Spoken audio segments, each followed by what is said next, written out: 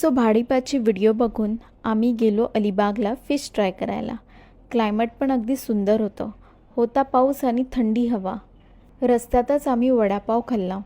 पाऊस आणि vada pav deadly combination.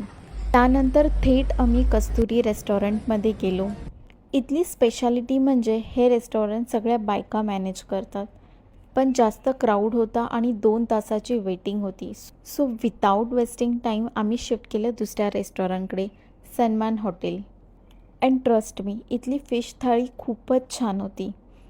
आम्ही ट्राय केलं सुरमई, पामप्लेट, जिथाडा सगळ्या फिश ट्राय केल्या. एक नंबर टेस्ट होती. तिथून डायरेक्ट आम्ही नायगाव बीचवर गेलो. अलिबागला जाऊन बीचवर नाही गेलो असं होईल का? पण बीचची हालत जुहू बीचसारखी होती. पण फोटो सेशन मस्त झाला. मग संध्याकाळ होत होती आणि आम्ही रिटर्न घरी निघालो.